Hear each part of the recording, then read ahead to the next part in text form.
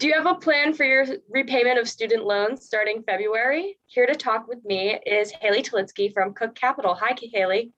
Hi, Hannah. So could you walk me through some of the steps for repaying your student loans, whether one should do that right now?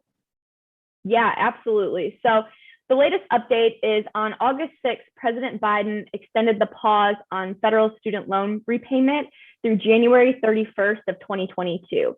So what that means is currently, if you have federal student loans, they are still at a 0% interest rate, which you probably know. But there are a few key things that you want to think about now before we get to February 1st of 2022.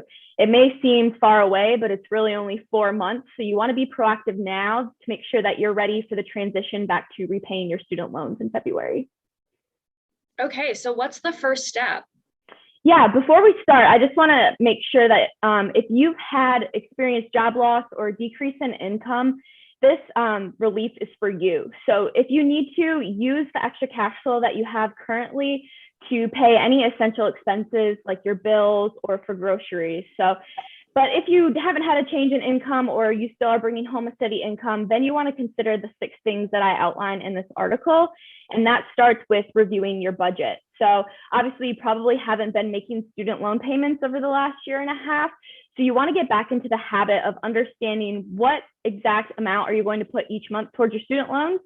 So budgeting that out within your budget, and then you can choose, basically you've got 3 different options with that extra cash flow each month until February. So you can save it, you can pay down debt, or you can invest it. So do you suggest any sort of method for reviewing your budget? Yeah, so you can use a budgeting app, you can kind of write things down. It's kind of whatever's best for you, but take a look at your student loans, figure out what is the monthly payment that I need to make each month, and then figure out how am I going to save that. So do I need to deduct it directly from my paycheck into a specific savings account, or can I be more flexible with it? And if you don't have an emergency fund, you want to use that money right now to build that emergency fund. It should be 3 to 6 months of living expenses in a high yield savings account. That's a really great place to start. That way, when you resume your student loan repayments, you have that buffer for you. And what about high interest debt? Should that be paid off as well?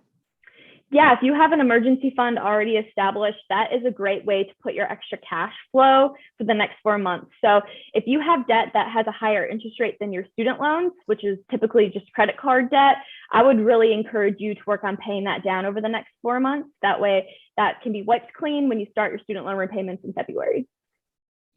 And I assume also you should then boost your retirement savings as well. Yeah, so if you've got your emergency fund down, you're paying down extra debt, and you still have some extra cash flow each month, I really encourage you to increase your retirement contributions. So you can either do so by increasing your contributions through your 401k at work, or you could also considering opening an IRA or a Roth IRA. The most you can contribute is $6,000 for 2021. Is there anything else you should keep in mind? Yeah, you definitely want to make sure that you understand what repayment strategy that you're on and if that's still the best fit for you. Obviously, you've probably experienced a lot of changes over the last year and a half. So review the different repayment options. You may consider refinancing with a private lender. And in doing so, you'll probably drop your interest rate, but you will lose some of the protections that federal student loans have. So keep that in mind. If you have experienced job loss or a decrease in income, you may consider the income-driven repayment plan. Otherwise, if you work for a government agency or for a nonprofit, you may consider the public student loan forgiveness program as well. So just make sure that you understand what repayment plan are you actually on and is that the right fit for you. And if you do have questions, don't be afraid to reach out to a student loan expert or a financial planner who can help you, because being on the right repayment plan is essential, and now is a really great time to make sure you're doing so. Well, great. Is there anything else? No, I think that's it. Just make sure that you're being proactive now, because February is going to be here before we know it. So make sure that you're set up for success now. Okay, great. Well, thank you, Haley. Again, Haley Tolitsky from Cook Capital. Thank you so much. Thanks, Anna.